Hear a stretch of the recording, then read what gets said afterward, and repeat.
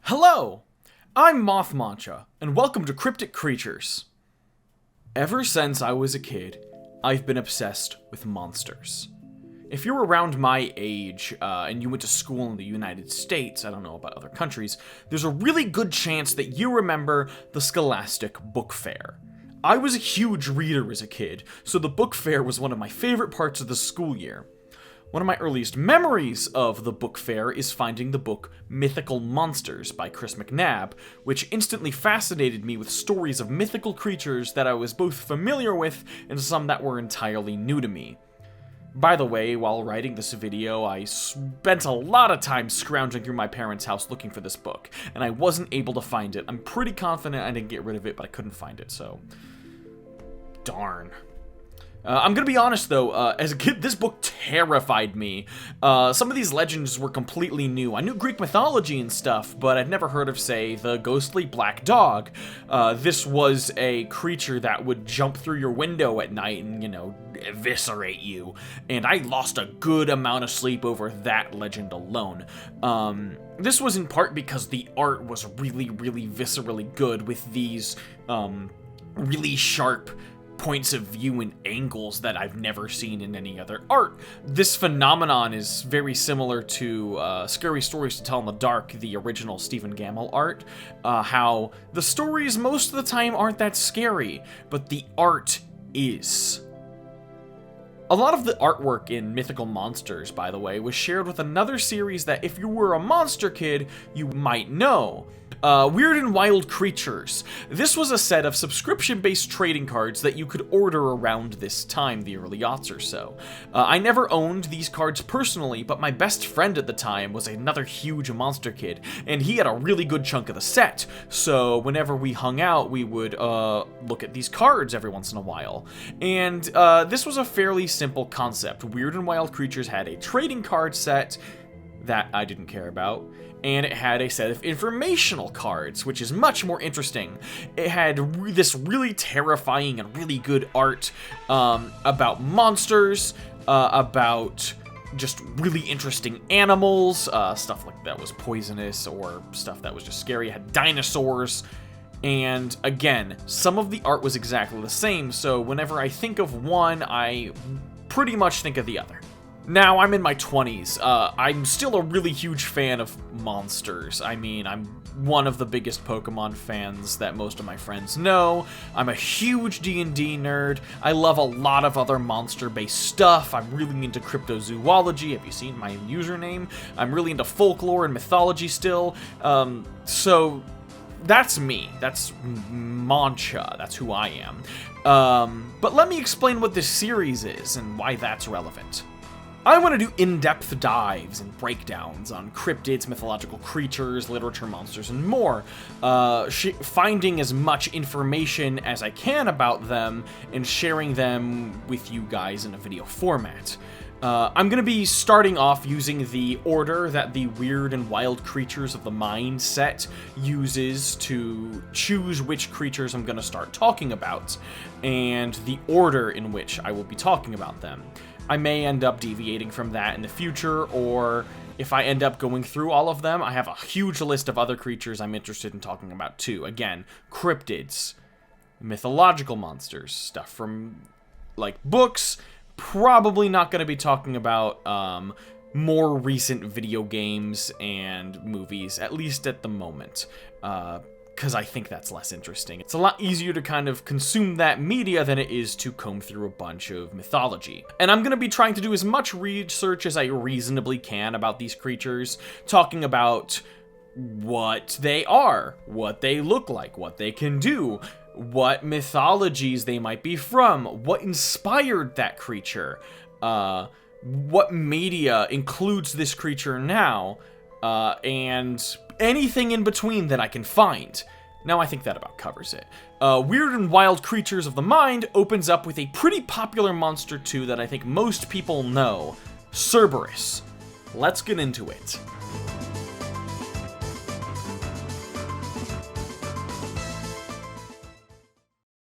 Now, if you're somehow not familiar with Cerberus, Cerberus is a three-headed dog from specifically Greek mythology.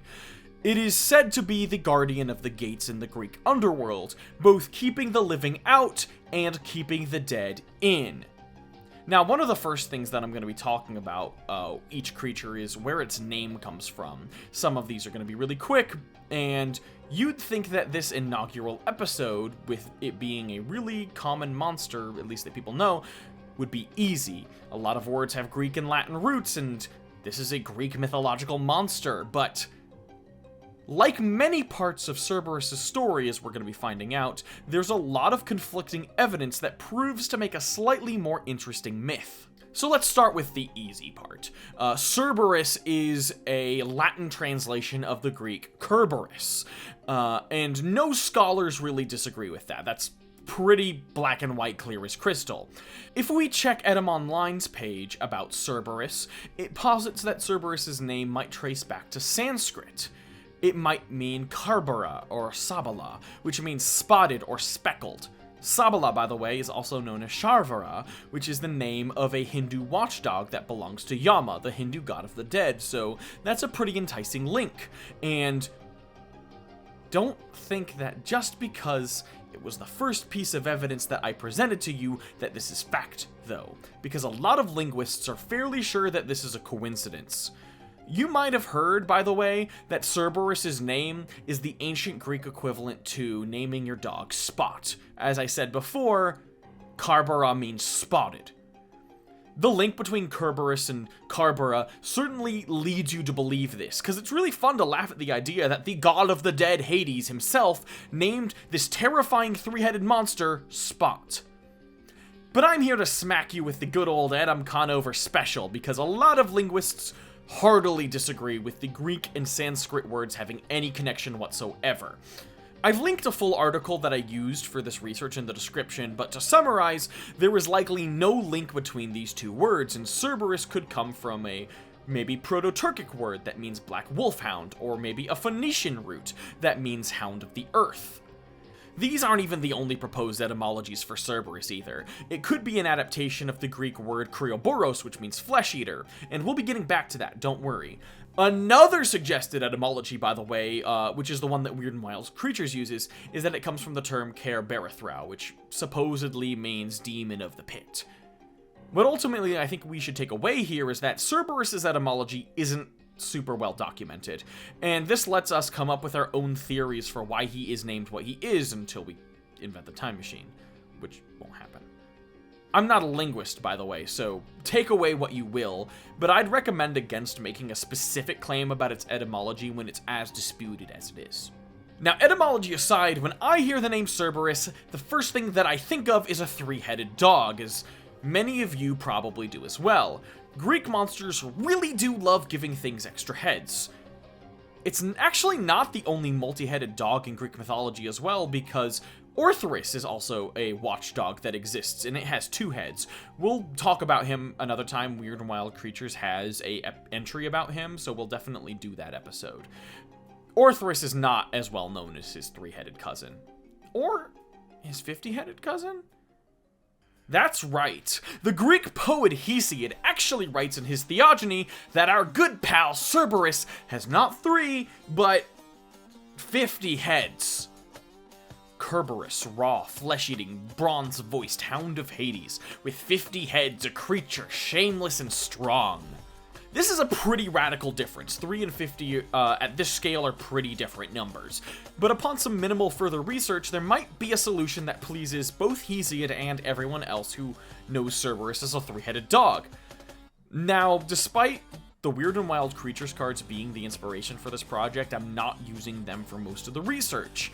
And therefore, I conveniently forgot about the Weird and Wild Creatures art for this one, which has an important part of the description that is not often represented, because Cerberus is often described as not having only 3 dog heads, but a mane of snakes and a serpent's tail, by the way, like an actual snake.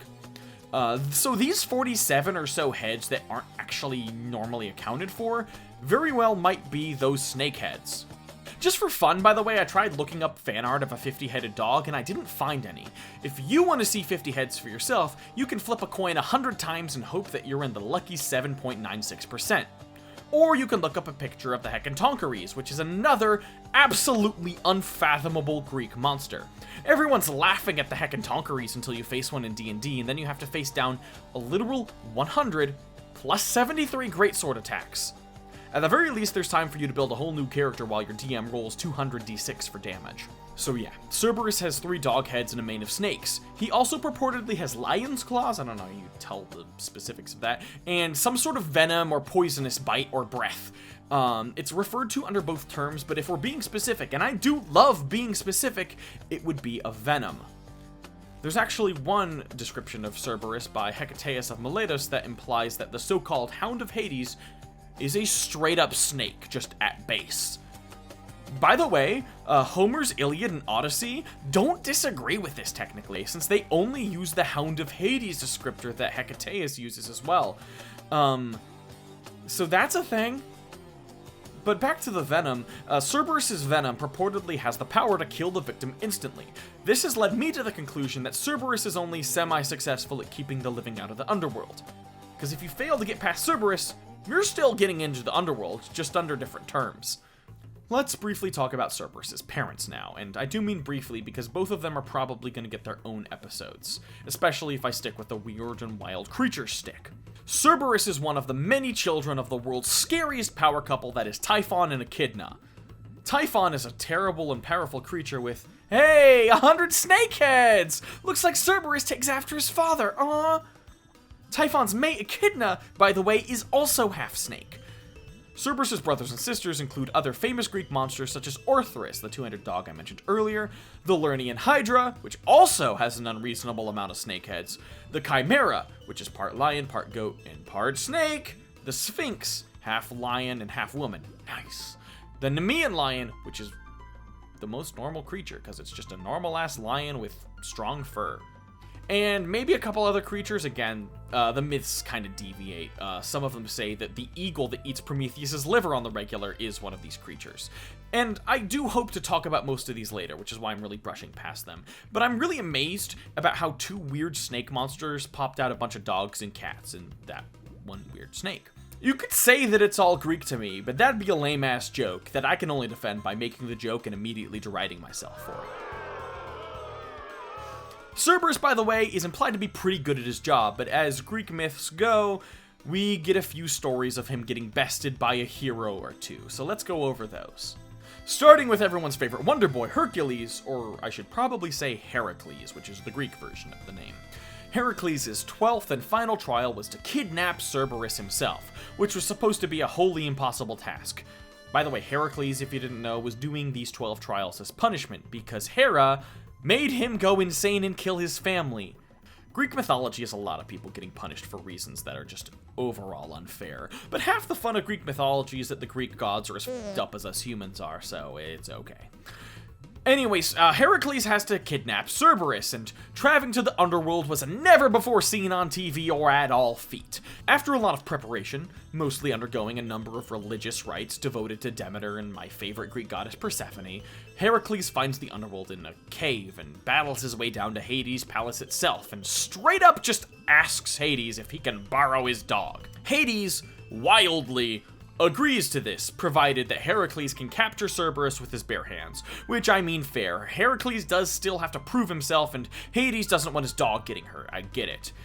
And despite getting bitten by the serpent tail of Cerberus, Heracles manages to subdue the beast via a headslock and drag it all the way back to King Eurystheus, who, rightfully so, is absolutely just terrified of this monster. Unlike pretty much every single other trial that Heracles goes under, though, Cerberus is returned home safely. Hell yeah. Another pretty notable story involving Dog Cubed is that of mythology's biggest f***up, Orpheus. Orpheus is a very talented musician. I mean, he was the son of a muse, his snores were probably musical, as well as a notorious wife guy. He fell in love with Eurydice, a wood nymph at first sight, and Eurydice reciprocated this feeling and they quickly got married and lived happily ever after. The end. Cerberus doesn't actually show up. I'm lying, obviously. They didn't live happily ever after.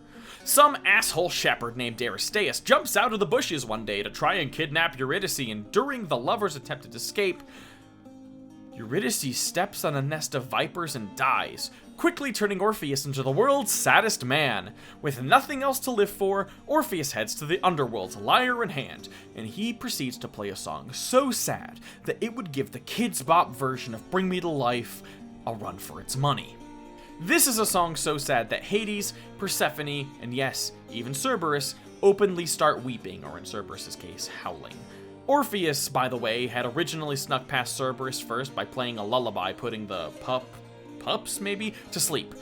Now, that's the end of Cerberus's involvement in this myth, but I'd be remiss not to mention that Orpheus, who is allowed to take Eurydice with him to the realm of the living provided he walks up like one hallway without looking back at his wife, he absolutely shits the bed. I mean, I get it. I'm a wife guy too, but moving on. In the Aeneid, Cerberus is mentioned briefly as Aeneas and Sibyl need to get into the Underworld, and Cerberus, doing his job, is guarding the entrance. With little fanfare, though, Sibyl tosses the beast a loaf of bread laced with drowsy essences, and once again, Cerberus takes a trip off to Snooze Town while the heroes sneak past. Cerberus also appears in the best fan fiction of all time, Dante's Inferno. In this story, though, he doesn't guard the gates of hell, but he sits in the third circle of hell, which is the circle where the gluttonous are being tortured. That's right, folks, because if wallowing in a miasma of disgusting icy slush for all eternity wasn't bad enough, there's also a ravenous three-headed monster absolutely ready to just rip you apart. The Inferno itself reads, Cerberus, monster cruel and uncouth, with his three gullets like a dog is barking over the people that are there submerged. Red eyes he has, an unctuous beard and black, and belly large and armed with claws his hands. He rends the spirits, flays, and quarters them. I couldn't have said it better myself. Now, if we attempt to rationalize Cerberus and explain where did this myth come from, this leads us down a few interesting roads. Some people think that the three heads of Cerberus very well could have represented the three continents of the world that were recognized at the time, which are Asia, Europe, and Africa, because they didn't know about any of the other ones.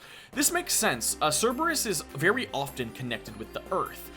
Cerberus being a beast of the Earth is theorized all the way back to the 4th century by Servius, who, as I previously mentioned, attributes Cerberus's etymology as that of Krioboros, or flesh-eater. This links to the idea of the Earth itself consuming corpses, ashes to ashes, dust to dust. I mean, if we go back to Dante's Inferno, I did neglect to mention on purpose that Virgil appeases Cerberus, and they walk past it, by throwing just handfuls of earth into its rapacious gullet.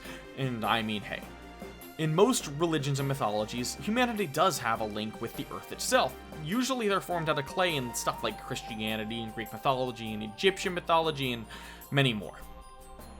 Cerberus eating flesh and eating earth, therefore, can be seen pretty synonymously.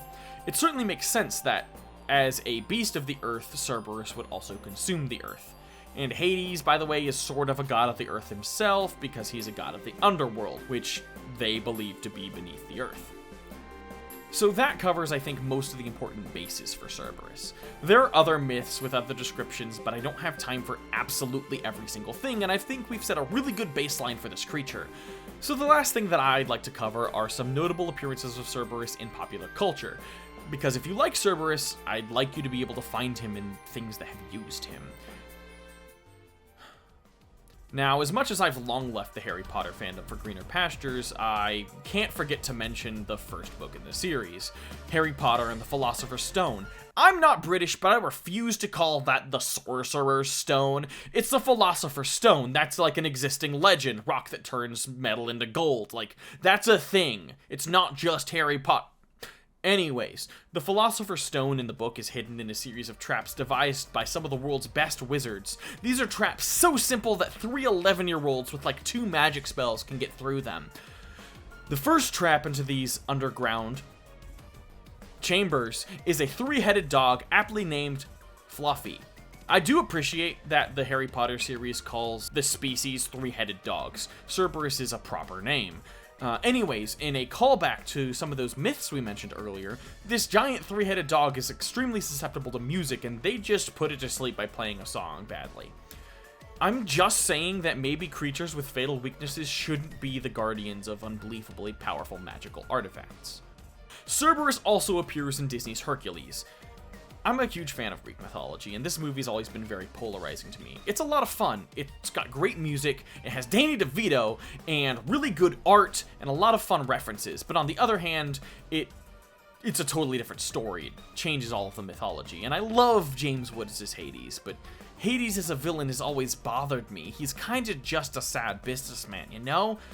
Disney's depiction of Cerberus, though, despite lacking the snakes, is really, really sick. I can't complain about the art direction of this movie at all. Now, Cerberus doesn't have a huge role in the film, but if you're a fan of the Kingdom Hearts series, you can actually fight Cerberus in the Olympus Coliseum worlds of both Kingdom Hearts 1 and 2. In fact, it's one of the few Disney bosses in the game that you can fight multiple times in the Underworld's aptly named Cerberus Cup in Kingdom Hearts 2. Cerberus also features in one of my favorite games, Hades, because of course he does. The game's called Hades. He's an interactable NPC in the House of Hades who provides you with one of my favorite keepsakes in the game, which is the old spiked collar. When you carry this around, the player character, Zagreus, gets a flat health boost, which is, at least to me, really, really helpful. Minor Hades spoilers here, so jump to this timestamp if you don't want them. Cerberus also appears guarding the entrance of the Underworld, because you're trying to break out, you go from Tartarus all the way up to the River Styx, and the game tricks you into thinking that he might be the fourth boss. But there's actually a really nice twist. You end up feeding him a sack of dead evil satyrs, and the fourth world boss is actually something completely different. After all, I mean, Zagreus is the son of Hades, so Cerberus is pretty much his pet. On my first run through of the game, where I got there, I was really, really relieved when Cerberus just stands aside after you feed him. He's a lot more of a beloved pet in this game than he is in Kingdom Hearts. Cerberus actually used to be the name of a constellation, by the way. This constellation is now obsolete, though. Confusing things even further, this constellation was a three-headed snake being held by Hercules, and now it's just part of the full Hercules constellation. Now, if I were to go through every single appearance of Cerberus in popular culture, the script would have more pages than the dog has snake heads. So I'm gonna really quick run through a few other interesting uses of Cerberus that I was able to find. First of all, pretty much any depiction of the Hercules myth in any way will probably include Cerberus in some capacity. Cerberus is a summonable monster in Final Fantasy VIII. Usually the summons touch other mythologies, so having Cerberus here is actually really nice. Speaking of Final Fantasy, it also appears in a few other games. I first fought it in Final Fantasy I Dawn of Souls, where it's a secret boss in the Earthgift Shrine. Given everything I've already said, that's actually pretty appropriate. Good job. Echidna is also a boss in that same dungeon, because both of them are bosses from Final Fantasy III, and the Earthgift Shrine is where bosses are rehashed from Final Fantasy III. It's a bonus thing in that specific edition. Cerberus shows up in a lot of the other games too, but some of them it only has like one single head. Looking at you, Final Fantasy XII, you weirdo. And believe it or not, there's not a Cerberus in Final Fantasy VII Dirge of Cerberus. It's just the name of the main character's gun. Now, apparently Cerberus shows up in both Once Upon a Time and My Little Pony Friendship is Magic, and those are two shows that I'm absolutely just going to take the internet's word on. If it's an elaborate hoax and that isn't true, I'm so sorry. There's also a Sci-Fi Channel original movie called Cerberus, where the dog is real. If you've ever had the strange inclination to see Cerberus depicted as, yes, 3 whole anime women, you can go play the indie puzzle game Helltaker. Apparently it's like one soul split across 3 bodies. They also kind of act like dogs. It's weird. But I mean anime women. One of the bosses of Devil May Cry 5 is King Cerberus, who has a fire head, an ice head, and a lightning head. I've never played DMC 5, but now I want to, because this design kicks ass. I'm a huge sucker for fire, ice, and lightning core stuff. Cerberus by himself is also a boss in Devil May Cry 3, where he has ice powers. I like this interpretation too, because it really fits with the Dante's Inferno Third Circle of Hell kind of vibe. Kid Icarus also deserves a mention, sort of. I've never really been a fan of the series because, again, the mythology deviating so much is difficult for me, just because I'm weird, and I don't love a lot of the liberties that are taken, but I've heard Uprising's a great game. I'm just sick of Hades being the villain. Anyways, Twin Bellows as a boss that's a two-headed dog engulfed in flame. Yeah, that's more Orthrus than Cerberus, but a lot of the translations call him Cerberus, so I figured I'd mention him. Oh, yeah, and do you remember that one Scooby-Doo movie everyone hated because it didn't have any of the original cast, but one really funny dick joke? Dick! Dick! Dick! Yeah, that's right, Scoob features Cerberus not as a man looking for buried treasure in a mask or a robot, but an actual monster. The whole plot of the movie is about Muttley being trapped in the Underworld by Cerberus? That's the whole plot! This movie's clearly got the same sauce as Orpheus's music, because I am standing agape with my jaw forgetting to bark. Oh, and finally, D&D 5e doesn't have an official stat block for a Cerberus-type creature, though fan-made ones exist. Pathfinder has one from Tomb of Horrors, where it's a CR 23 creature. That's strong. Max level's usually around 20. Instead of a species of three-headed dogs, it's a single Cerberus, which is pretty cool. His poison breath does 2d8 constitution damage per minute, and that's messed up. Hey, currently editing the last bits of the video at this time, and I realized that I never explained the next segment because I came up with it after I filmed all of the original footage. So I wanted to do that really quickly so it's not super confusing. If you're, again, in my generation, you should know who Bill Nye the Science Guy is. And if you've ever seen a Bill Nye the Science Guy episode, at the end of every episode, there's a musical section where they usually parodied some sort of song. Now, I'm not going to be doing a song parody, but I am doing a musical section, because if you know me from any other corner of the internet, it's from my stupid little epic rap battles of history ripoff channel. So I got one of my oldest friends on YouTube to help record this for me. I'm super excited. This is probably a segment I'll also be doing every episode, but it's the most ambitious out of all of them, so we'll certainly see. I'm not going to explain any further. Here it is.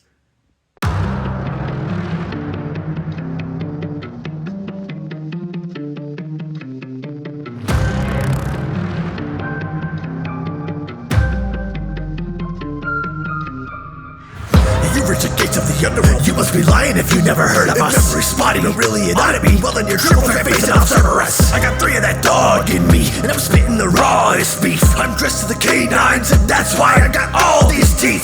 Don't be irreverent, I'm malevolent when I'm wrecking shit. Grab your neck and rend it, twist my jaws, and you'll be fetching sticks. That's venom spit. Better skip my circle or just stay in lust. One bite will turn your ass to ash and leave you crushed to dust. I got you stuttering, uttering, ugly, spitting and sputtering, but I am lumbering over you suddenly wondering if you attempted to eat up the beat. If I then leave you punished for gluttony, I wouldn't fuck with me, I'm pretty hungry. Unless you must have a lovely slumbering lullaby, you'll end up utterly suffering. If you think goat dogs are great, let's hope you have no fear of snakes. Many heroes' fates are made when they attempt to pass my gate. So if you plan on getting rough with me, you better stop, cause we all know the underdog always comes out on top.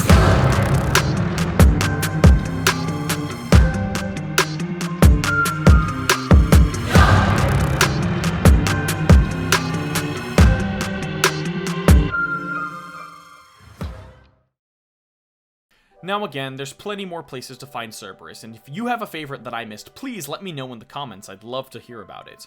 But that takes us to the end of our deep dive on Cerberus. I hope you enjoyed this episode of Cryptic Creatures as much as I did working on it. I'm really excited to make more of these, and we'll hopefully have a really good mix of mythology, folklore, cryptozoology, and again, maybe even literature monsters like Frankenstein's monster. For the time being, I'm going to be going in order of the Weird and Wild Creatures cards, so next episode, we'll get to talk about the rock. No, the one without a K, the bird.